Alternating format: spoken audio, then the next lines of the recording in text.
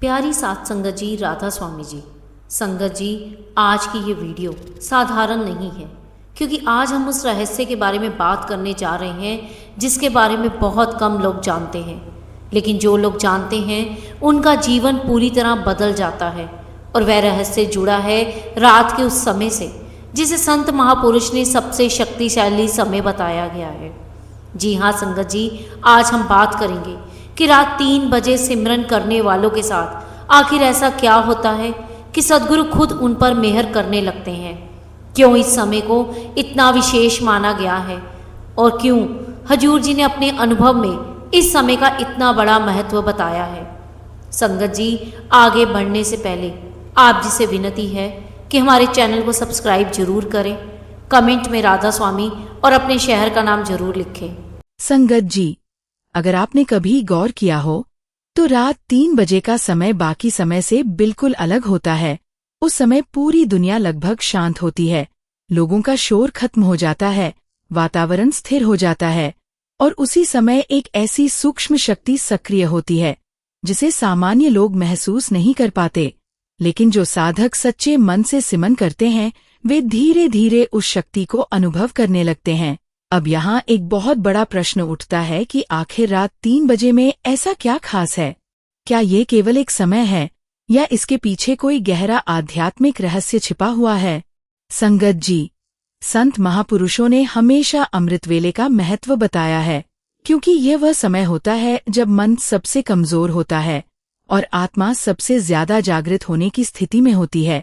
दिन के समय हमारा मन हजारों चीजों में उलझा रहता है, काम, परिवार, मोबाइल, चिंता, इच्छाएं। लेकिन रात 3 बजे वातावरण बदल जाता है। उस समय बाहरी दुनिया शांत होती है और अगर साधक उस समय उठकर सिमरन करता है तो उसकी सूरत को भीतर जाने में बहुत मदद मिलती है। लेकिन संगत जी, यहाँ एक बहुत बड़ी बात समझने की है, क्योंकि बहुत से लोग रात 3 बजे उठ तो जाते हैं लेकिन फिर भी उन्हें अनुभव नहीं होता। और इसका कारण ये है कि केवल समय बदलने से कुछ नहीं होता जब तक तरीका सही ना हो। अब एक बहुत ही गहरी बात समझिए। अगर कोई व्यक्ति केवल इसलिए उठ रहा है क्योंकि उसने सुन लिया कि 3 बजे उठने से अनुभव होगा, लेकिन उसका मन अभी भी संसार में उलझा है, तो वह केवल शरीर को उठा रहा है, आत्मा को नहीं। सच्चा अमृतवेला वहाँ शुरू होता है जहाँ मन शांत होना शुरू होता है, जहाँ सिमरन केवल शब्द नहीं रहता बल्कि जुड़ाव बन जाता है। संगत जी, अब यहाँ एक बहुत बड़ा रहस्य आता है जिसे बहुत कम लोग समझते हैं। रात 3 बजे के समय वातावरण में एक अलग प्रकार की शांति होती है और उसी समय अगर साधक प्रेम से समर्पण से नाम जपता है तो उसकी सूरत जल्दी ऊपर उठती है। यही कारण है कि बहुत से संत महापुरुष रात के इसी समय भजन और सिमरन पर सबसे ज्यादा जोर देते रहे हैं। अब एक बहुत ही सुंदर उदाहरण से समझिए। दिन के समय अगर आप किसी शांत आवाज को सुनना चाहतो, बाहर का शोर उसे दबा देता है, लेकिन रात के गहरे सन्नाटे में वही छोटी सी आवाज भी साफ सुनाई देती है।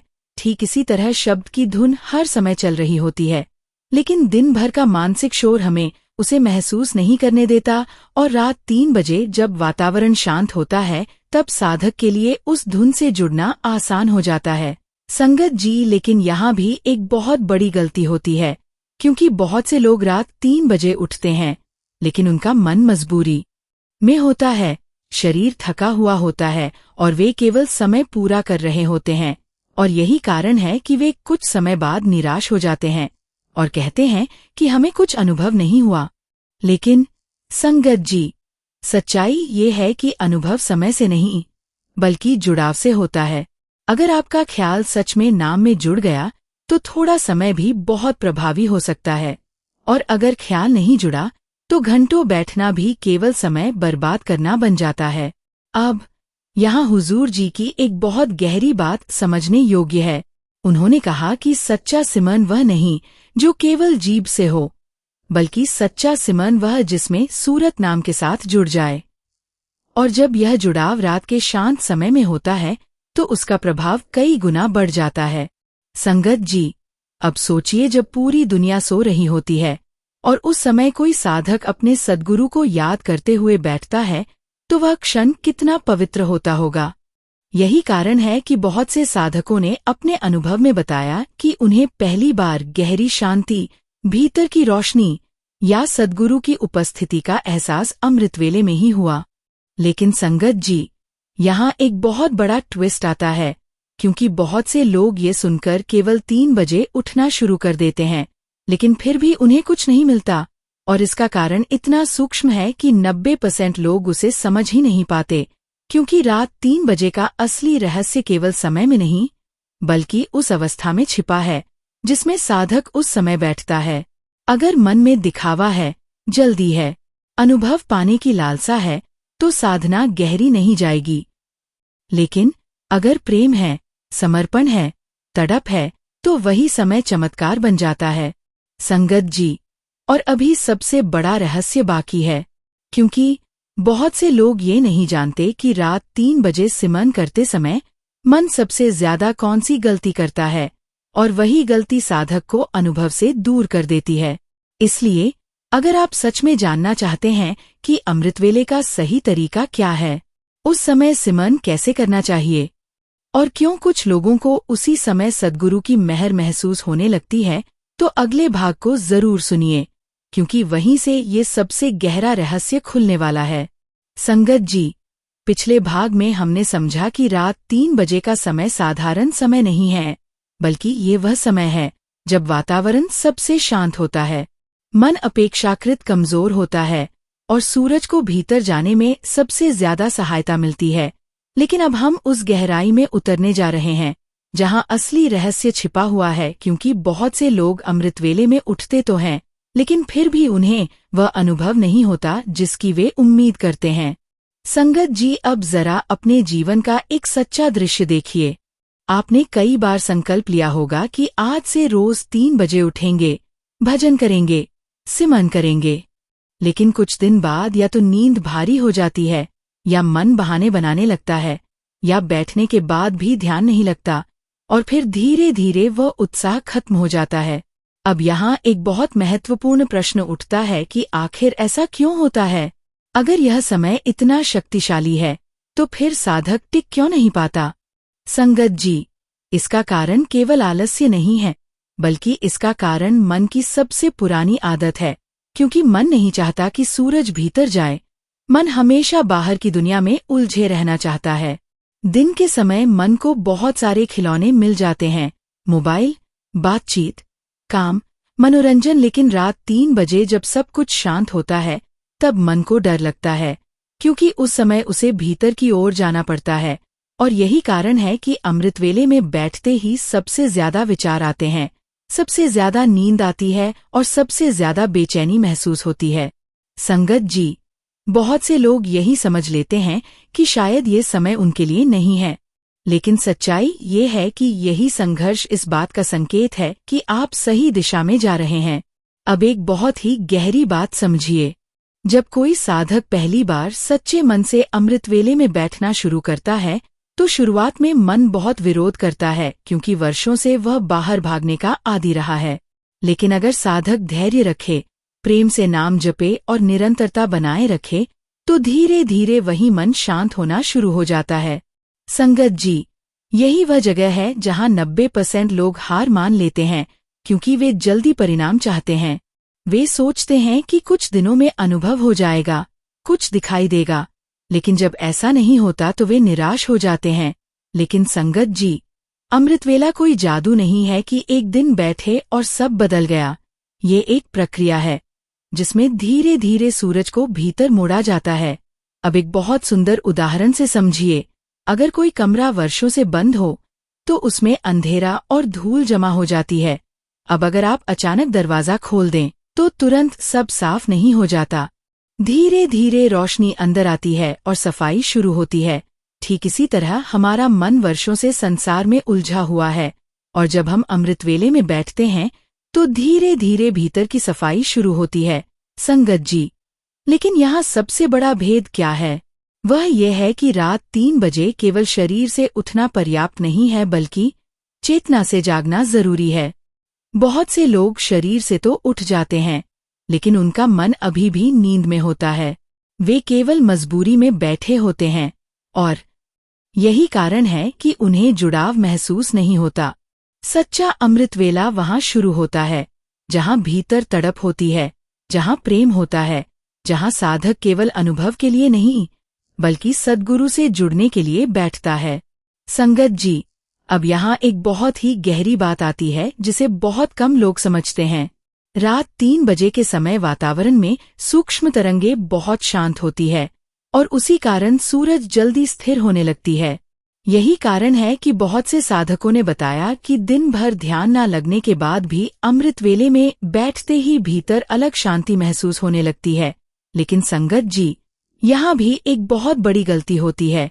लोग बैठते ही अनुभव ढूंढने लगते हैं। वे सोचते हैं कि आज कुछ दिखेगा, आज कोई आवाज आएगी, आज कोई रोशनी दिखेगी, और यही उम्मीद उनकी सबसे बड़ी रुकावट बन जाती है। क्योंकि जहाँ लालसा होती है वहाँ तनाव होता है, और जहाँ तनाव होता है वहाँ सूरत ऊपर नहीं उठती। सच्चा सिमरन वहाँ शुरू होता है जहाँ साधक केवल नाम में डूब जाता है बिना किसी अपेक्षा के। अब एक बहुत ही महत्वपूर्ण बात समझिए। अमृत वेले का असली लाभ तभी मिलता है जब दिन भर का जीवन भी संयमित हो। अगर पूरा दिन मन संसार में उलझा रहे, मोबाइल, गुस्सा, चिंता और इच्छाओं में डूबा रहे, तो रात 3 बजे बैठने पर मन तुरंत शांत नहीं होगा। यही कारण है कि संत महापुरुष केवल अमृत वेले पर ही जोर नहीं देते बल्कि पूरे जीवन को साधना से जोड़ने की बात करते हैं। संगत जी, अब यहाँ एक बहुत बड़ा रहस्य खुलता है, क्योंकि बहुत से लोग सोचते हैं कि रात 3 बजे का चमत्कार समय में है, लेकिन सच्चाई ये है कि चमत्कार उस अवस्था में है जिसमें साधक बैठता है। अगर भीतर प्रेम है, समर्पण है, तड़प है, तो वही समय महर बन जाता है। और अगर केवल दिखावा है, जल्दी है, अनुभव पाने की लालसा है, तो वही समय भी साधारण बन जाता है। संगत जी, लेकिन अभी सबसे गहरी बात बाकी है, क्योंकि बहुत से लोग अमृत वेले में बैठते हैं, सिमरन भी करते हैं, फिर भी उन्हें वो अनुभव नहीं मिलता जिसकी बातें संत महापुरुष करते हैं। और इसका कारण इतना सूक्ष्म है कि 99% लोग उसे पहचान ही नहीं पाते, क्योंकि असली रुकावट बाहर नहीं बल्कि भीतर छिपी हुई है, और वही अगला सबसे बड़ा रहस्य है। इसलिए संगत जी, अगर आप सच में जानना चाहते हैं कि अमृत वेले में बैठते समय कौन सी सबसे बड़ी गलती होती है, क्यों मन बार बार नीचे खींचता है, और वह कौन सी अवस्था है जहां सूरत अपने आप ऊपर उठने लगती है, तो अगले भाग को जरूर सुनिए, क्योंकि वहीं पर ये सबसे बड़ा भेद खुलेगा। संगत जी, अब हम उस गहराई में उतरने जा रहे हैं जहां से अमृत वेले का असली रहस्य शुरू होता है। क्योंकि अब तक हमने समझा कि रात 3 बजे का समय क्यों विशेष है, क्यों उस समय वातावरण शांत होता है, और क्यों उस समय सूरज को भीतर जाने में सहायता मिलती है। लेकिन अब जो बात हम समझने जा रहे हैं वही वह सबसे बड़ा भेद है जिसे समझे बिना चाहे कोई वर्षों तक अमृत वेले में उठता रहे, फिर भी उसकी साधना अधूरी रह सकती है। संगत जी, सबसे बड़ा प्रश्न ये है कि आखिर अमृत वेले में बैठते ही मन इतना ज्यादा क्यों भटकता है? क्यों उसी समय सबसे ज्यादा नींद आती है? क्यों उसी समय सबसे ज्यादा आलस्य महसूस होता है? क्या यह केवल शरीर की कमजोरी है? नहीं संगत जी, यह उससे भी गहरी बात है। असल में जब साधक अमृत वेले में बैठता है तो पहली बार मन को ये महसूस होने लगता है कि अब सूरज भीतर की ओर मुड़ रही है, और यही वह चीज है जिससे मन सबसे ज्यादा डरता है, क्योंकि मन की पूरी ताकत बाहर की दुनिया पर टिकी हुई है, इच्छाओं पर, यादों पर, चिंताओं पर, कल्पनाओं पर। और जब साधक नाम में जुड़ने लगता है तो मन को लगता है कि उसका नियंत्रण कमजोर हो रहा है, और तभी वह सबसे ज्यादा विरोध करना शुरू करता है। यही कारण है कि अमृत वेले में बैठते ही अचानक पुराने विचार आने लगते हैं, कभी कोई पुरानी घटना याद आने लगती है, कभी भविष्य की चिंता शुरू हो जाती है, कभी नींद इतनी भारी हो जाती है कि आंखें खुली रखना मुश्किल हो जाता है। संगत जी, बहुत से लोग यही समझ लेते हैं कि शायद उनका ध्यान नहीं लग सकता, लेकिन सच्चाई ये है कि यही संघर्ष इस बात का संकेत है कि आपकी साधना सही दिशा में जा रही है। अब एक बहुत ही महत्वपूर्ण बात समझिए, मन को हराया नहीं जा सकता। यही वह सबसे बड़ी गलती है जो 90% लोग करते हैं। वे मन से लड़ना शुरू कर देते हैं, वे खुद को जोर से रोकते हैं, विचारों को दबाने की कोशिश करते हैं, और जितना वे दबाते हैं, मन उतना ही ज्यादा उछलता है। संगत जी, मन एक छोटे बच्चे की तरह है। जितना उसे पकड़ोगे वह उतना भागेगा, लेकिन अगर उसे प्रेम से दिशा दोगे तो धीरे धीरे शांत हो जाएगा। यही कारण है कि संत महापुरुष हमेशा प्रेम से सिमरन करने की बात करते हैं। सच्चा सिमरन जोर लगाने से नहीं होता, बल्कि डूबने से होता है। अब एक बहुत ही गहरा उदाहरण समझिए। अगर आप किसी झील के पानी को हाथ से शांत करने की कोशिश करें तो पानी और ज्यादा हिलेगा, लेकिन अगर आप उसे छोड़ दें तो थोड़ी देर बाद वह अपने आप शांत हो जाएगा। ठीक यही हमारे मन के साथ है। जितना हम उसे जबरदस्ती शांत करना चाहते हैं, वह उतना ही बेचैन होता जाता है। लेकिन जब हम केवल नाम में जुड़े रहते हैं और मन से लड़ना छोड़ देते हैं, तो धीरे धीरे वही मन शांत होने लगता है। संगत जी, अब यहाँ एक बहुत बड़ा रहस्य आता है, क्योंकि बहुत से लोग अमृत वेले में बैठते हैं, लेकिन उनका पूरा ध्यान अनुभव पर होता है। वे सोचते हैं कि आज कुछ दिखेगा, कोई रोशनी दिखाई देगी, कोई आवाज सुनाई देगी, और यही उम्मीद उनकी सबसे बड़ी रुकावट बन जाती है। क्योंकि जहाँ लालसा होती है वहाँ तनाव होता है, और जहाँ तनाव होता है वहाँ सूरत ऊपर नहीं उठती। सच्चा अमृत वेला वहाँ शुरू होता है, जहाँ साधक केवल नाम में डूब जाता है, बिना किसी मांग के। अब एक बहुत ही सूक्ष्म बात समझिए। जब साधक लगातार अमृत वेले में बैठता है और प्रेम से सिमरन करता है, तो धीरे धीरे उसके भीतर एक बदलाव शुरू होता है। पहले जो मन हर समय भागता था, वह थोड़ा शांत होने लगता है। पहले जहां 5 मिनट बैठना मुश्किल लगता था, अब थोड़ा ज्यादा समय तक बैठना सहज लगने लगता है। और यही वह शुरुआती संकेत है जिन्हें बहुत से लोग पहचान नहीं पाते, क्योंकि वे हमेशा बड़े अनुभव की उम्मीद करते रहते हैं। संगत जी, लेकिन सच्ची यात्रा हमेशा छोटे संकेतों से शुरू होती है। अब यहाँ एक और बहुत बड़ा भेद आता है, क्योंकि बहुत से लोग सोचते हैं कि अमृत वेला केवल बैठकर सिमरन करने का समय है, लेकिन सच्चाई ये है कि अमृत वेले का असर पूरे दिन के जीवन से जुड़ा हुआ है। अगर दिन भर मन गुस्से, चिंता, दिखावे और इच्छाओं में डूबा रहेगा, तो रात 3 बजे बैठते ही वह तुरंत शांत नहीं होगा। यही कारण है कि संत महापुरुष केवल भजन पर नहीं, बल्कि जीवन को सरल और शांत बनाने पर भी जोर देते हैं। संगत जी, अब एक बहुत ही गहरी बात समझिए। अमृत वेले में सबसे बड़ी रुकावट बाहर नहीं, बल्कि मैं होता है। जब तक भीतर यह भाव चलता रहेगा कि मैं सिमरन कर रहा हूँ, मुझे अनुभव चाहिए, मुझे आगे बढ़ना है, तब तक सच्चा जुड़ाव नहीं होगा। क्योंकि जहाँ मैं है वहाँ समर्पण नहीं है, और जहाँ समर्पण नहीं है वहाँ सूरत ऊपर नहीं टिकती। सच्चा अमृत वेला वहाँ शुरू होता है जहाँ साधक खुद को भूलने लगता है, जहाँ केवल नाम रह जाता है और मैं धीरे धीरे कमजोर होने लगता है। और संगत जी, यही वह क्षण होता है जहाँ से सद्गुरु की मेहर काम करना शुरू करती है। लेकिन अभी सबसे बड़ा रहस्य बाकी है, क्योंकि बहुत से लोग यह नहीं समझते कि समर्पण वास्तव में क्या है, और क्यों कुछ साधकों को अमृत वेले में सद्गुरु की उपस्थिति महसूस होने लगती है, जबकि कुछ लोग वर्षों तक केवल संघर्ष करते रहते हैं। इसलिए संगत जी, अगर आप सच में जानना चाहते हैं कि अमृत वेले में सच्चा समर्पण क्या है, सद्गुरु की कृपा कैसे महसूस होती है, और वह कौन सी अवस्था है जहां सिमरन अपने आप चलने लगता है, तो अगले भाग को जरूर सुनिए, क्योंकि वहीं से ये पूरी यात्रा एक नए स्तर पर पहुंचने वाली है। संगत जी, अब हम उस अवस्था के बिल्कुल करीब पहुंच चुके हैं जहां अमृत वेले का असली रहस्य खुलता है। क्योंकि अब तक हमने समझा कि रात 3 बजे का समय क्यों विशेष है, क्यों मन उस समय सबसे ज्यादा विरोध करता है, और क्यों केवल समय पर उठ जाना पर्याप्त नहीं है। लेकिन अब जो बात हम समझने जा रहे हैं, वही वह कुंजी है जिसके बिना अमृत वेला केवल एक आदत बनकर रह जाता है, और वही कुंजी है सच्चा समर्पण। संगत जी, बहुत से लोग सोचते हैं कि समर्पण का मतलब केवल हाथ जोड़ लेना, माथा टेक देना या ये कह देना है कि हम गुरु के हैं। लेकिन सच्चाई ये है कि समर्पण शब्दों से नहीं होता। समर्पण एक अवस्था है। समर्पण वहाँ शुरू होता है जहाँ साधक अपनी पकड़ छोड़ देता है, जहाँ वह परिणाम की चिंता छोड़ देता है, जहाँ वह अनुभव पाने की जल्दी छोड़ देता है और जहाँ वह केवल प्रेम से नाम में बैठ जाता है। संगत जी, अब जरा अपने भजन को याद कीजिए। जब आप अमृतवेले में बैठते हैं तो क्या होता है? भीतर कहीं ना कहीं एक उम्मीद चल रही होती है कि आज कुछ होगा, आज ध्यान लगेगा, आज अनुभव मिलेगा, और यही उम्मीद धीरे धीरे दबाव बन जाती है। लेकिन जहाँ दबाव होता है वहाँ सहजता खत्म हो जाती है, और जहाँ सहजता नहीं होती वहाँ सूरत ऊपर नहीं उठती।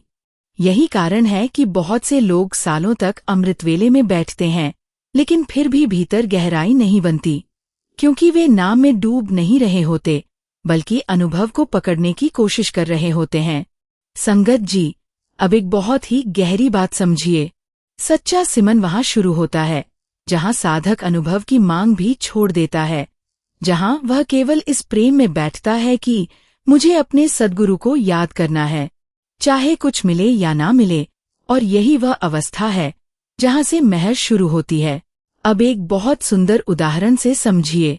अगर कोई बच्चा केवल किसी चीज के लालच में अपने पिता के पास आए तो उस जुड़ाव में गहराई नहीं होती, लेकिन अगर वह केवल प्रेम से पिता के पास बैठे तो पिता का हृदय अपने आप पिघल जाता है।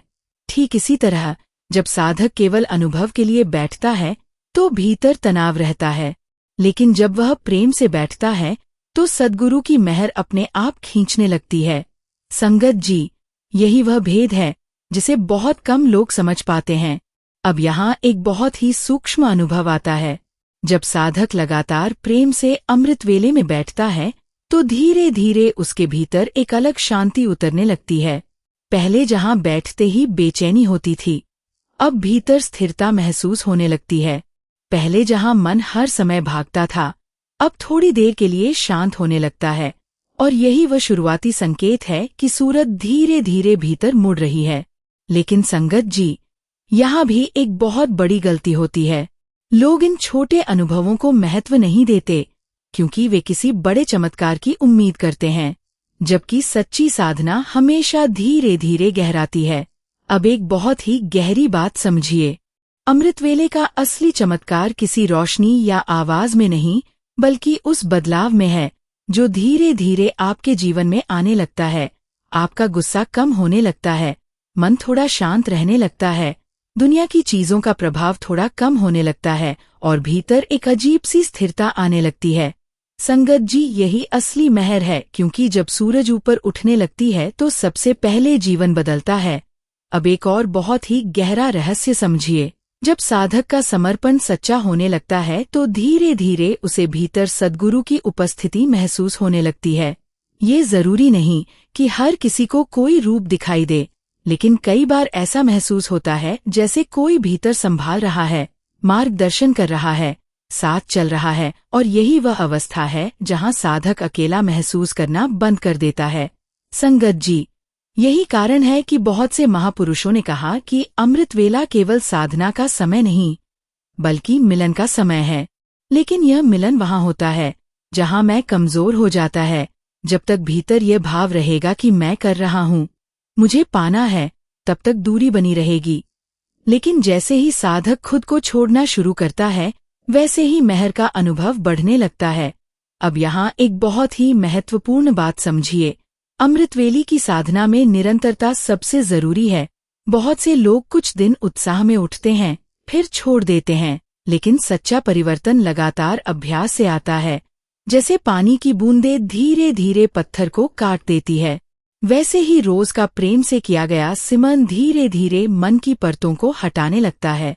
और एक दिन वही साधक, जिसे पहले केवल अंधेरा महसूस होता था, भीतर एक अलग प्रकाश महसूस करने लगता है। संगत जी, लेकिन अभी अंतिम रहस्य बाकी है, क्योंकि बहुत से लोग ये नहीं जानते कि जब सूरत वास्तव में ऊपर उठना शुरू करती है तो क्या होता है। साधक के भीतर कौन कौन से बदलाव आते हैं, और क्यों कुछ लोगों को अमृतवेले में ऐसी गहरी शांति मिलती है जिसे शब्दों में समझाना मुश्किल हो जाता है। इसलिए अगर आप सच में जानना चाहते हैं कि अमृतवेले की अंतिम अवस्था क्या है, सद्गुरु की महर कैसे साधक का जीवन बदल देती है, और सच्चे सिमरन का अंतिम फल क्या होता है, तो अगले भाग को जरूर सुनिए। क्योंकि वहीं पर यह पूरी यात्रा अपने पूर्ण रूप में सामने आएगी। संगत जी, अब हम इस पूरी चर्चा के उस अंतिम पड़ाव पर पहुंच चुके हैं जहां से अमृत वेले का वास्तविक अर्थ समझ में आता है। क्योंकि अब तक हमने जाना कि रात 3 बजे का समय क्यों विशेष है, क्यों उस समय मन सबसे ज्यादा विरोध करता है, क्यों केवल उठ जाना पर्याप्त नहीं है, और क्यों सच्चा समर्पण इस मार्ग की सबसे बड़ी कुंजी है। लेकिन अब हम उस अंतिम सत्य को समझेंगे जहां साधना केवल एक अभ्यास नहीं रहती बल्कि जीवन का स्वभाव बन जाती है। संगत जी, सबसे पहले एक बहुत ही महत्वपूर्ण बात समझिए।